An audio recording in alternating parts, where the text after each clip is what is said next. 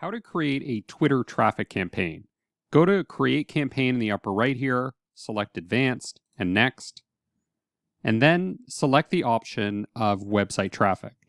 Now, if you listen to a lot of people, they're going to tell you, never run a traffic campaign.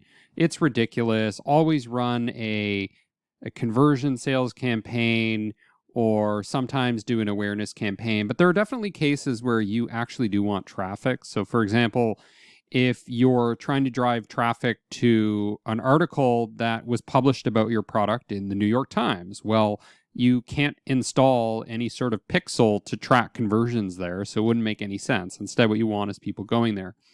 Now, one of the problems with traffic campaigns, though, is they can often be optimized for people that misclick because they have big thumbs or because they're just not very delicate with how they're using their phones. But there are ways to control for that. For example, choosing to only advertise to people using desktop. Now, another case where you might want to do a traffic campaign is if you're dealing with a marketplace such as Amazon or Udemy or Lazada or somewhere where you don't actually control the website and you kind of have to rely on faith that once people get there, they will convert. So let's select website traffic and then hit next.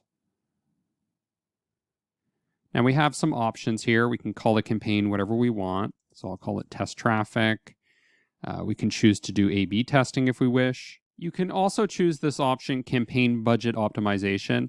If you turn this on, what Twitter is going to do is allocate your budget to the best performing ad groups. I prefer to leave this off because I want to see which ad groups are performing well or not and manually see what's happening. The other thing is that you can't adjust this later on, so I opt to have more control, but it's up to you. You could also choose to put a campaign spend cap, maybe $500 or something like that. Let's hit next. Now we're in the ad group section. I'm going to call this test ad group. I'm going to leave dynamic product ads off here. I'm going to set a daily ad group budget of, let's say, $50. Total ad group budget, let's say $500. Run indefinitely. Delivery. I'm going to go with link clicks. Now, site visits would be nice if you actually own the website and you're not trying to drive traffic to like a TechCrunch article about your product or something. Or it's nice if you own your own Shopify page. But a lot of the times when you're doing traffic, you can't do that. So link clicks is often the best option. You can go with auto bid, target cost, or maximum bid. So with maximum bid, you can put in a maximum cost per click. This would be the best option if you're trying to control prices.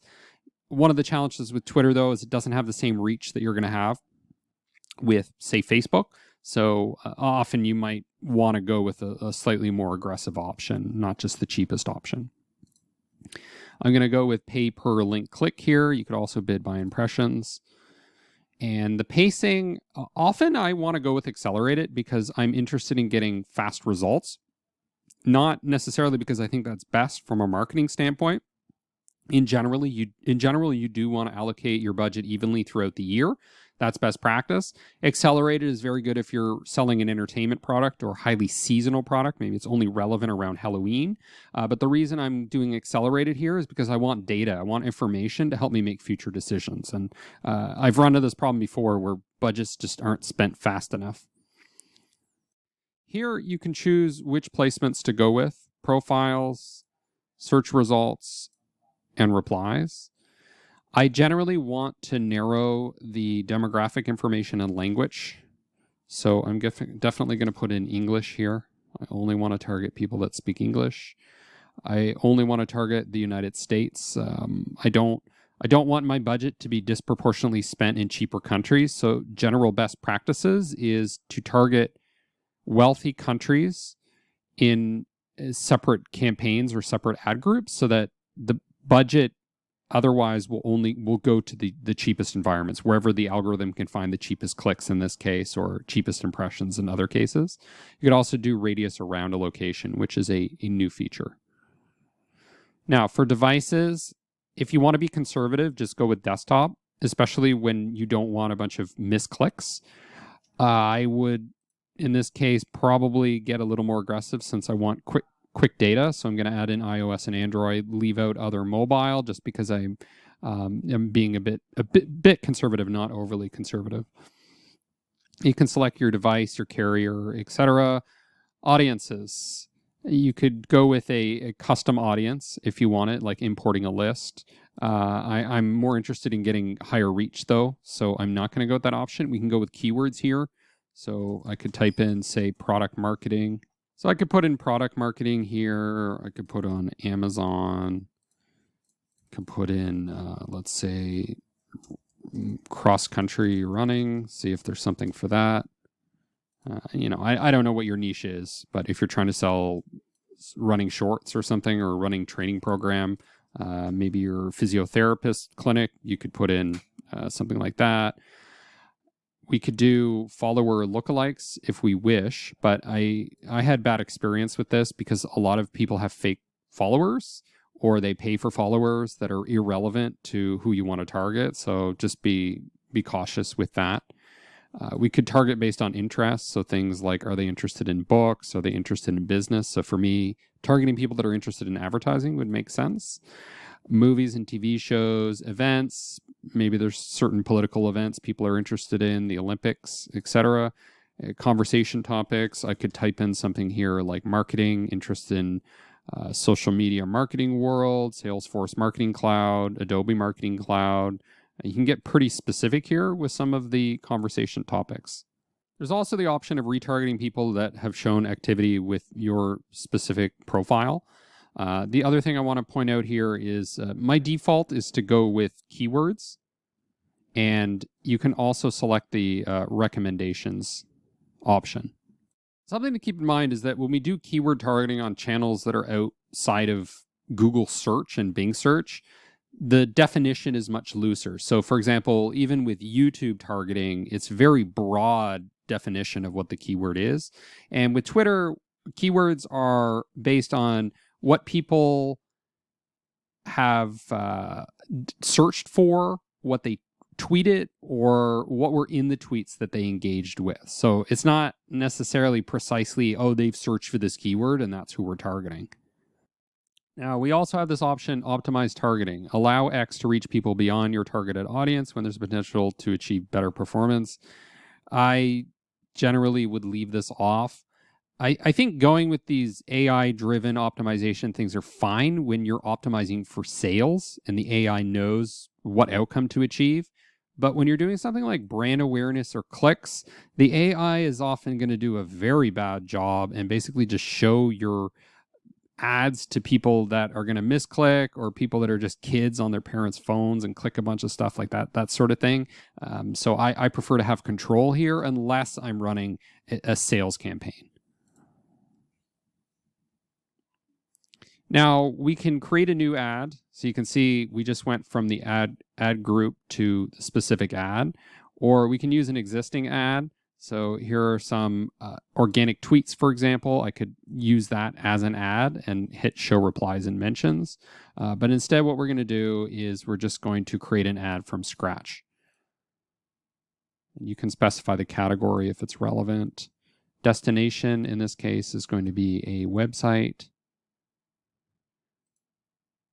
I could put in some text here. So check out my awesome new marketing course on digital media, such as Twitter ads. You can go with single media, a photo or video, or carousel, 2 to 6 photos or videos. Let's hit add media here. I'm going to upload an image. So let's say this one here. Also have the media library, so I can choose like a video that I already have. So let's see our different options here. We have some more videos. We have some other image ads that I ran. I have text on an image, etc. I'll hit confirm. Put the headline. I'll say, check out my business-to-business marketing course. I can put in a URL here. We paste that in there. And we can see a nice little preview on the right here of what the ad is going to look like. So there's some text, there's an image, and then they can click down here to generate the traffic that we want.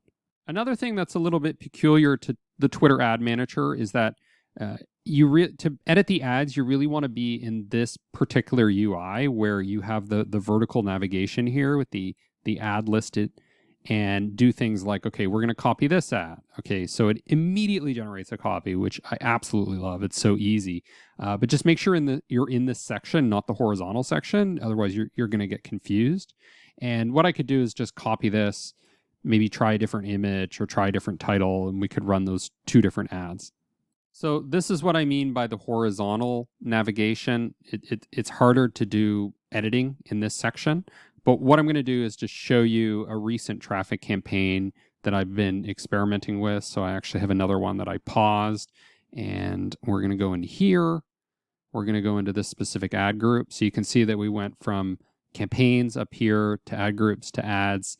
It's tricky to edit the ads from here, so you need to get into the other section. But I just want to show you how these are doing.